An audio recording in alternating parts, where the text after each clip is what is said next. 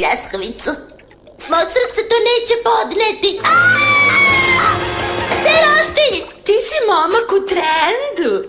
Znaš da je pržena hrana izašla iz mode? I? Pogledaj novi jelovnik koji sam smislila. Salata i čaj. Ali gde su pljeskavice? One nisu u trendu. To ti više neće trebati. Da, ali...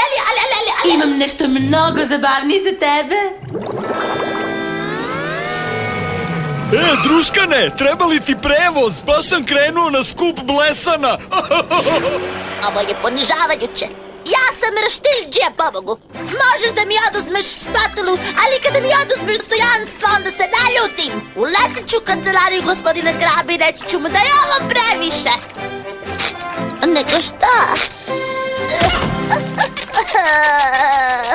U redu, Sunđer babe, možeš ti to. Ajde. Mogu li da razgovaram sa vama? Uđi, momče, sedi. Hvala, gospodine Krabo. Nije li moja kancelarija sjajna? Biserka je dizajnirala. Gospodine Krabo, mislim da imamo problem. Nije li najlepša fotelja u kojoj si ikada sedeo?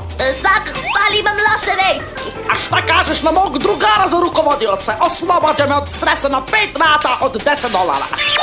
Biserka uništava Keba Krabu.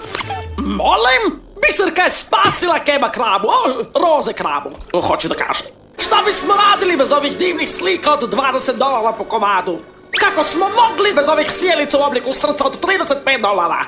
Kako smo mogli da opstajemo bez ovih ukrasa na svakom stolu? To je cool! To je u trendu! To je bacanje para!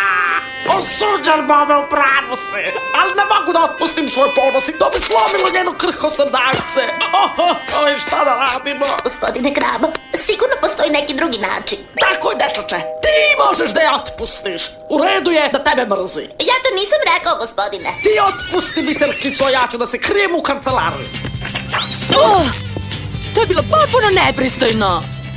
Biserka, možemo li da razgovaramo u kušnji? Naravno, Sunđer babe. Joj, kako to da joj saopštim? Nikada ranije nikoga nisam otpustio.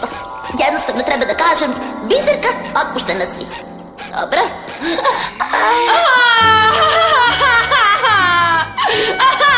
Sunđer babe. Mogu ovo više da podnesem. Ništa mi ne ide od ruke. Ide ti, pogledaj sve ove mlade ljude koji jedu salatu. Ne, zar ne shvataš? Od prvog dana činim sve da bi me otpustili. Pretvarala sam se da volim ovo mesto da bih